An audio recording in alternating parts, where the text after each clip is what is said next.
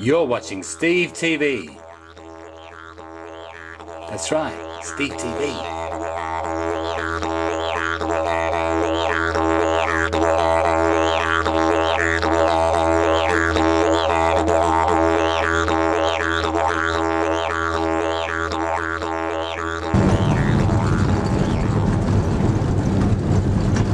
Now, of course, it hasn't always looked this green out here. In fact, when the Severans first arrived, they got about an inch of rain, and they thought, ah, fabulous. You know, this was a good idea. Even dawn started to come around a bit. But then they went through a 9-year drought. So Ashley Severin was about 11 years old when he saw his first good rain. Their 1,500 head of cattle that they started with turned into about 400 or 500. It was tough times. Now, it was around that time, though, remember, that in 1958 the National Park was established. So Peter used to contract himself out to national parks. So he helped bulldoze the first airstrip out there. He helped build the first living quarters for the ranger, and he helped, or he's the one that put up the chain on the climb. Now, if you ever see anyone climbing Uluru, you may notice that they're kind of doubled over, reaching the chain all the way down by their knees. Well, if you saw Peter Severin today, you may have noticed that he's only about 5 foot tall. So it's actually perfect height for him.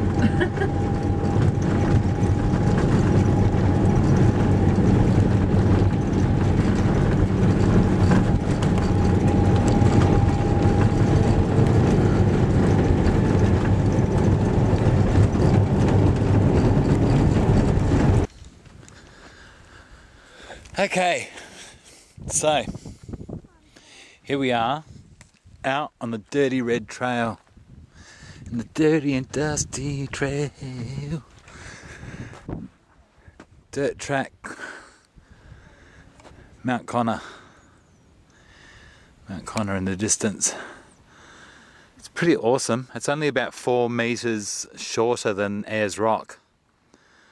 And it's on private property. It's not part of the Aboriginal sacred land, because Aboriginals either gave it up or had it taken by the white man. I'm not quite sure. In about the 1830s, I think. But it's very peaceful out here, like most of the desert, and the sun is hot, even though it's winter. There's a lovely cool wind, but the sun is hot. They've been burning off the bush on the cattle station to avoid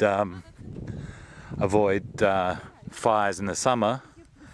And I don't know if the camera can pick it up, but in the distance there, that cloud, that's all smoke on the edge of the property. And it goes for miles. So I think they're like burning off in that direction. Don't know if you can see the smoke or not.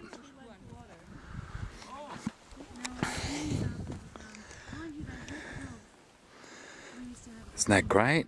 I mean, that's classic. Classic Australiana. Makes you feel like a drink of water.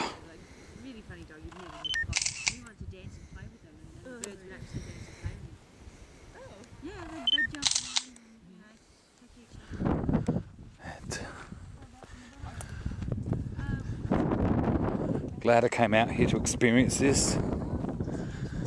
The sand dunes are particularly red. Emu? Are they emu tracks? Oh, wow, that's cool. I mean, I've seen an emu, but I've never seen emu tracks in the desert. Yeah, I've never seen in the red emu. sand. No, I have never seen an emu. In real life? Sure. Just in a zoo. There was one back at Curtin Springs walking around. Yeah, good old mongrel. She wasn't very happy either. No. Is she in a cage? No, she's walking around free. Okay. She didn't want me to take a photo, so she kept on turning the other way. I don't understand that. Why wouldn't you want to be on Steve TV?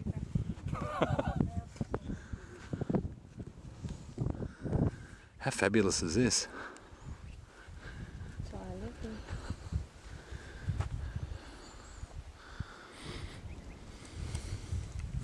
Wow. Some sort of animals down there on the road, I'm not sure what they are. Oh God, you got better eyesight than I have. What, on the road? They're just moving off on the road now, so I don't know. Couldn't even fathom a guess as to what they are. Hang on, I'll try and zoom in. Yeah, they look like they're walking on all fours, so it might just be cattle.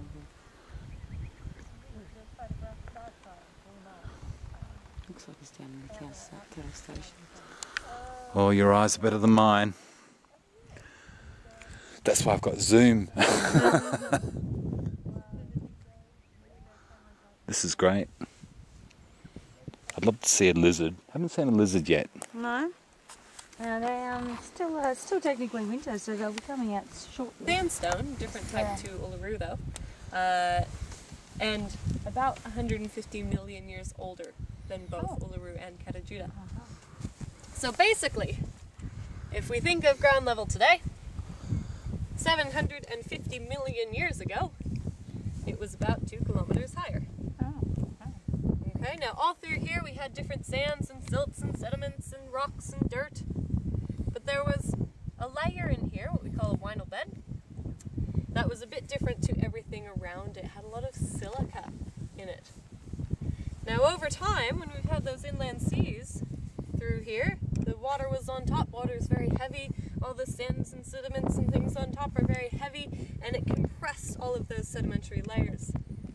Pushed them down, squeezed them together with all that pressure on top, and the heat from the core of the earth underneath it baked those sedimentary layers, turned them into solid rock. Now most of what we have around us is sandstone, but that silica layer turned into very, very hard quartzite, much tougher than all the sandstone around it. Eventually, of course, those inland seas dried up and the ground started to erode down. Now as it eroded away, it got to that hard quartzite layer, and as the ground kept eroding, the quartzite did not. And it even protected all of the sandstone underneath it. So Mount Connor is actually made up of 2 layers of rock. Quartzite cap on top, sandstone underneath. Now even though that quartzite isn't eroding as quickly as the sandstone, it is still eroding. And as it does so, the boulders and rocks and things fall off, build up at the bottom, and that's how you get the scree, or what looks like a skirt, coming around the mountain. Now here's another good one for you, another pop quiz. Aerial view, looking down from above, what shape is Mount Connor?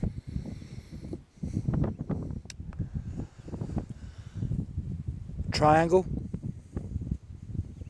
Perhaps not. Perhaps like an oval?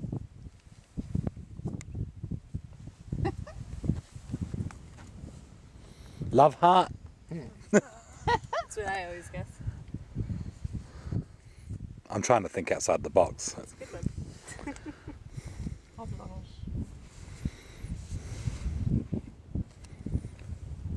Rectangle? Ooh, not too many straight edges around here. Is that it? Ugh, you're all wrong. Alright. It's actually more kind of wombat fetus-ish. Fish-ish. Yeah. Or kidney bean. Kidney shaped. Kitten. Wombat fetish-ish. Yeah, well, So That's a new one. technical Australian outback term. Yeah. this is the side we're looking at now, the north side of the mountain. It's flat, it's even, it has that nice flat top mesa look to it. This is the side that everyone gets to see. We get to see the other side. Totally different. Something like that. Wow. Looks like a fetus. With even a bluff that's fallen off, And that's, we can see that. which you can see from here. Exactly right. Yeah. An embryo. Yeah. Or telephone? What kind of telephone have you got? Well, like the old telephone, you know, like the telling bone. Yeah. Nice. These eyes smiling at you. And once we get around there as well, you'll see that this side is much more sloped. It's totally different from the side that we're looking at. Now the reason for that is the side that we're looking at now, the north side of the mountain, all right?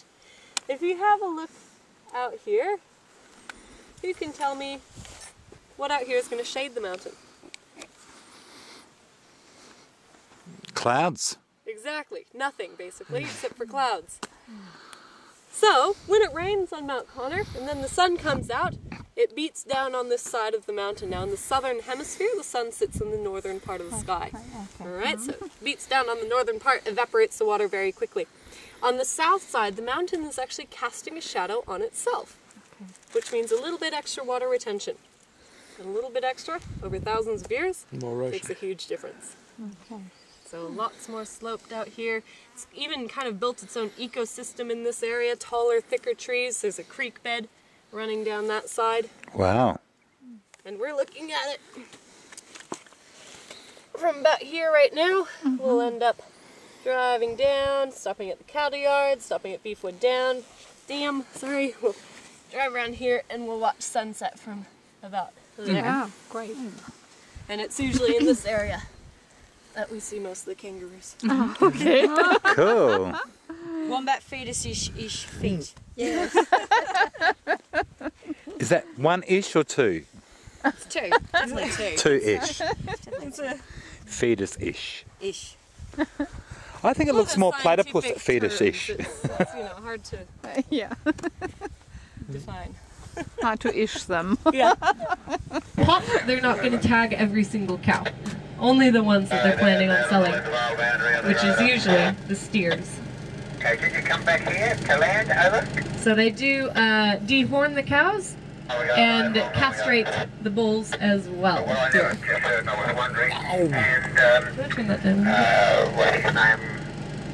Mark Park just on and wanted to know where the fire was. You can see the ramp going up there. The cows that they want to take to market go up the ramp and are loaded onto the truck. Otherwise, just out the gate and back to pasture they go. Looks like this. There he goes. Yes, it does. Oh, he's a bit unsure. Oh, yes. Yeah, there he goes. Coming through. Gets a nice massage on the way. That's Yeah. right. Where does the meat end up? Does it stay in Yeah, but does it stay in Australia or does it go overseas? Or seeing that's a controversial issue at the moment. It is a bit of a controversial issue. On Curtin Springs, the Severins sell their meat domestically in the domestic market. So we could quite easily be eating it from Coles in Melbourne. Could be. Or tonight. Or tonight. Tonight. Come on, little cow. Wow. They're all paddy melons. They're poisonous. Well, not poisonous, they just make you sick if you eat too many of them. Even the camels don't like them.